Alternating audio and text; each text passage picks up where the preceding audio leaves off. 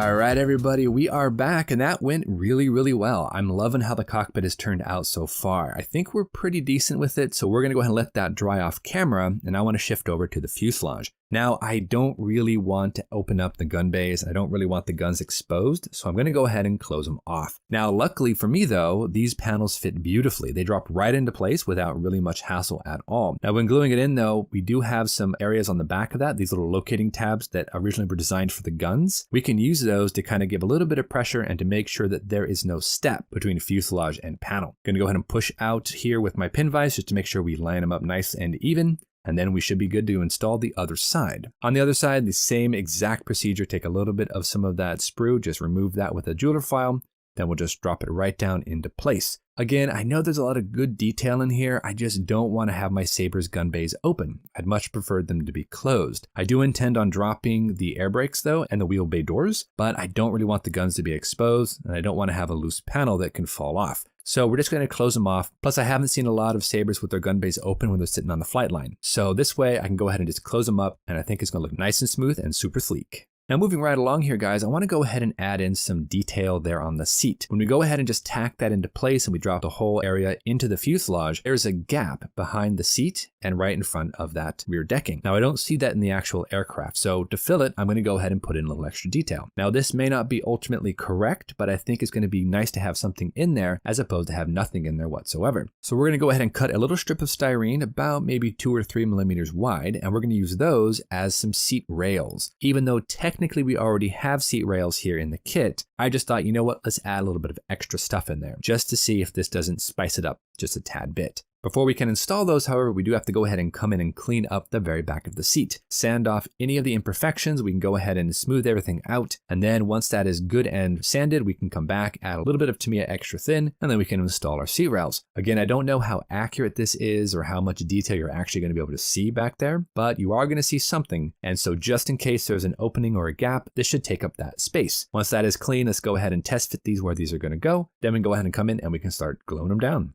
We'll go ahead and come in here with a little bit of our Tamiya extra thin, draw one little bead of glue right about here, and then we'll go ahead and glue down our styrene. Now I've actually angled the ends of these just a tiny bit to match the angle of the floor pan, so that should be okay. The Tamiya extra thin plus these strips of styrene activate so quickly, these things will just stick right into place almost instantaneously. So now we'll take our flush cuts, we'll just lop off the top of this just like that, and we should be good to go ahead and install the next one. Now one thing I have noticed as well, when the seat is installed into the cockpit, it slopes forward just a tiny bit. So to eliminate that, or to at least lessen that, I'm going to go ahead and add in a very small square of styrene right at the bottom of the seat pan. Now this is a very thin piece of styrene, so I'm not going to just really super elevate it. I just want to go ahead and level it out so it looks a little bit better. A small square of styrene, we'll go ahead and just glue that into place with some super glue because I am gluing plastic to photo etch, so I got to use some super glue with this, and I think we are good to go. We also have to go ahead and paint up those seat rails too, and plus I sanded the rear backing of that seat, so that all has to be painted. I'm just going to brush paint it with some of our Vallejo dark gold gray, just like we did for the rest of the cockpit. Same color, that should be no problem whatsoever. It will look very clean though, so we do have to go ahead and kind of dirty it up just a little bit. And for that, I intend on just using some Tamiya panel liners, just like I did with the rest of the cockpit. Since this is a flat paint, it should kind of seep in and kind of tint that paint a little bit more. So that's good. That's what I want. It's going to give it a nice look, a little bit worn, not too disheveled. Maybe we can go ahead and do a little bit more detailing here and there, but I think this is going to get us to where I want us to be. Now that the seat is all ready to go, let's go ahead and take a little bit of our extra thin super glue and we're going to apply some on the bottom of the seat pan, just like that. And then we're just going to go ahead and push it down into the cockpit tub. So far so good, guys. This is coming along. I really like the addition of that helmet and all the hoses there. It really makes it jump out at you. Let's get that into place, push it down a little bit, give it some pressure, and yeah, we are good to go. Now I do want to go ahead and do a little bit of some stone wash right here on the black seat. I want to go ahead and differentiate that between the side consoles and the instrument panel. So this is going to give us a little bit of a tinting, hardly anything, because this is a very light wash. So it should just tint it a little bit, but I think that's going to be perfectly fine for what we're doing here. Now moving back over to some photo etch, guys, I actually have some rails here for the canopy. And that's actually really nice of Edward to do because they add a little bit of spice there to the otherwise boring area. I don't know if it's exactly 100% accurate. Maybe they need to be a bit more 3D. Right now they're very flat, but even so, it gives us something to dry brush when we go ahead and paint them. So we're gonna go ahead and glue this down to this one side, and then we'll flip around to the other side, and we are ready to move on to the next time lapse. We're gonna start small. We're gonna work from the back, move to the front, make sure everything is nicely lined up, and then we'll be ready to go ahead and move on to our last time lapse. I want to go ahead and see what I can do and close up the fuselage as much as we can. So that means I got to add a little bit of nose weight. I got to figure out what to do for that, and I'm not really sure how that's going to go together. I also have to fix up that rear tailpipe for the engine, get that glued into place where I'd like it, and then we can go ahead and just close up the fuselage and hope for the best. I don't know how it's going to come together with everything crammed on the inside, but we have test fitted a couple of times and it seemed to be okay, but you never know. So let's go ahead and jump in there to our last time lapse. Let's get this fuselage buttoned up. Let's try out some nose weight ideas, clean up a couple of those parts, and see what we can do.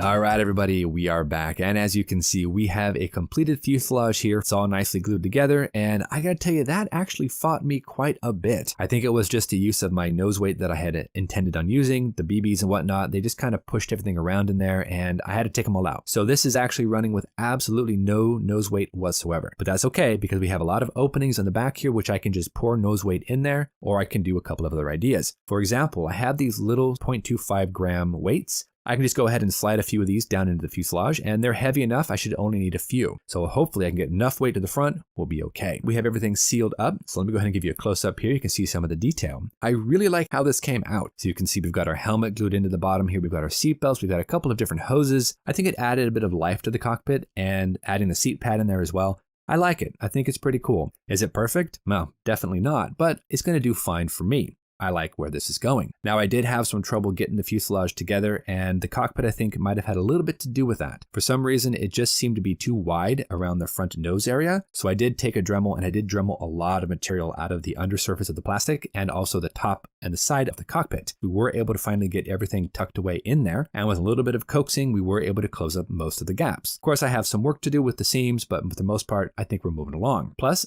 the canopy rails didn't fall off, so that's good. We have a lot of work to do still on that rear decking and of course on the windscreen, but we're getting there, guys. We do have a little bit of some gaps here on the bottom as well as on the top of the nose. We need to do some contouring there to make sure everything nicely flows. But man, I tell you, we are getting there. I'm pretty happy with how this is looking. Now the tail itself has turned out to be a bit more complicated than I thought. As you can see here, we have that gap. Even though I moved that engine cone a little bit farther to the back of the aircraft, we still have a gap right here. So I actually added in this piece of styrene, hoping to maybe be able to install something in there to go ahead and taper it out. Again, there's a lot of work that we can do with this. I just have to figure out exactly what to do. It's not going to look exactly like the pictures or like the real life subject, but I wanted to get it a little bit closer to that so that it looks decent. Other than that though, we have everything tacked into place. We've got the gun covers in there glued down. Those turned out to be nice. We have a little bit of a gap on one of them, but we can add a little bit of Mr. Surfacer there. Most of the seams are okay. Around the cockpit though, they get a little bit hairy with all the front windscreen detail. I know it's a shame I didn't open up those gun bays, but you know what? I really don't want them open. I do intend though on opening and dropping the rear air brakes. Wheel bay covers as well, probably come down. Next time we'll come on back, we'll try to work out that nose weight issue, either use the flat little squares we have here for weight or maybe some BBs or something like that. So until then guys, I hope you're enjoying the F-86. It is a great little build. Make sure to go check out Joe's channel though. He is building that MiG-15 and I know what's fighting him, but he's got some solutions. He's going to pull it through. You know the drill. Go out there, get yourself some bench time, have some fun, build something cool, and we'll see you back here on episode 5 of Rivals and Adversaries for our F-86F Sabre by Academy. Thanks so much for watching, guys. Take care, and we'll see you soon.